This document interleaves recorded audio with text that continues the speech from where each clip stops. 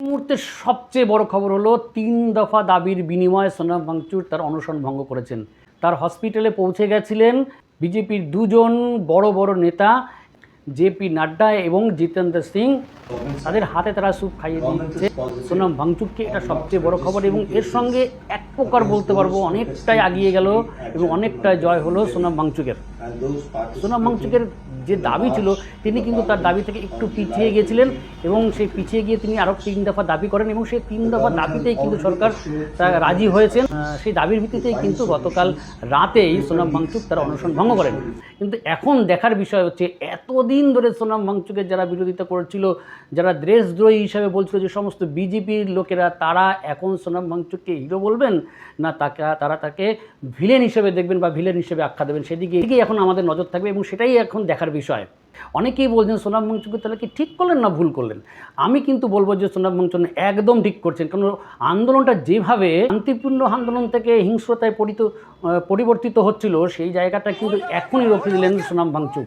আপনারা জানেন কি জানেন না, সোনাম ভাঙচুর একটা ইতিহাস আছে। ইনি এর আগেও লাদাখে কিন্তু একটা আন্দোলন করেছিলেন এবং সেটাকেও তিনি শান্তিপূর্ণ আন্দোলনের মাধ্যমে, অনশনের মাধ্যমে চালিয়েছিলেন। শেষ পর্যায়ে এসে সেই আন্দোলনের মধ্যে হিংস্রতা ঢুকে যায় এবং পরবর্তীকালে 4 জন মারা যায় এবং তার ফলে কিন্তু সোনাম ভাঙচুরকে জেলে পর্যন্ত পৌঁছাতে হয়।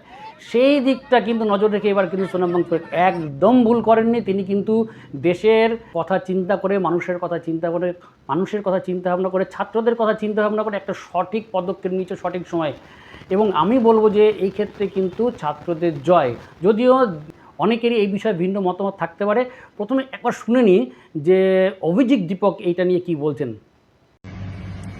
Hello everyone. सोनम सर ने अपना हंगर स्ट्राइक तोड़ दिया है, तो इससे हमें बहुत ही खुशी और राहत मिली है, क्योंकि सोनम सर की जो लाइफ है वो इस देश के लिए बहुत ज्यादा कीमती है। कॉकरोच जनता पार्टी का जो प्रोटेस्ट है जंतर मंतर पर, वो वैसे ही चलता रहेगा जब तक धर्मेंद्र प्रधान इस्तीफा नहीं देते। सोनम सर का जो सैक्रिफाइस रहा है 26 दिनों का, उसे हम वेस्ट नहीं जाने देंगे। जो दिल्ली पुलिस ने ब्रूटैलिटी करी है स्टूडेंट्स के अगेंस्ट, उन स्टूडेंट्स की जो सैक्रिफाइस थी उन्हें हम वेस्ट नहीं जाने देंगे। तो हमारा प्रोटेस्ट तब तक चलता रहेगा जब तक धर्मेंद्र प्रधान रिजाइन नहीं करते। Thank you. শুনলেন অভিজিৎ দীপকের বক্তব্য এবং এই বিষয়ে কিন্তু আমি একদমই বলবো যে সোনাম ভাঙচুর তার একদম বুদ্ধিতার পরিচয় দিয়েছেন। তার সঙ্গে বুদ্ধিতার পরিচয় দিয়েছে ভারতবর্ষের সরকার এবং প্রধানমন্ত্রী, যিনি রাত্রেবেলা লাইভে এসে তিনি তার বক্তব্য রেখেছিলেন এবং সোনাম ভাঙচুরকে তিনি পরবর্তীকালে তার সুস্থতা কামনার উদ্দেশ্যে তিনি বার্তা পাঠিয়েছেন, তাকে শুভকামনা পাঠিয়েছেন এবং এটা একটা বড় ধরনের দেশবাসীর কাছে কিন্তু একটা বার্তা বহন করছে।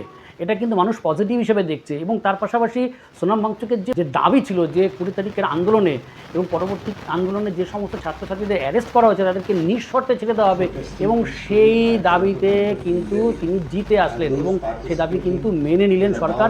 এখানে কিন্তু একটা বড় ধরনের পাওনা। কিন্তু দেখার বিষয় যে বিরোধীরা এটাকে নিয়ে কী চিন্তা ভাবনা করছে।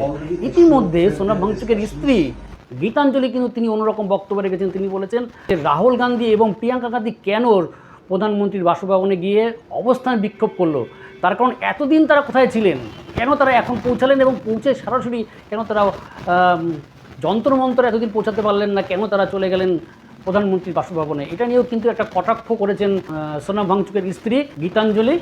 তাকে তো অবশ্যই বলবো যে তার চিন্তাভাবনাগুলোকে একটা মাস্টার স্ট্রোক দেবই, কারণ এর দ্বারা কিন্তু উনি অনেকটাই কাছে পৌঁছে গেলেন যে সমস্ত সরকার পক্ষের লোক আছে তাদেরকে।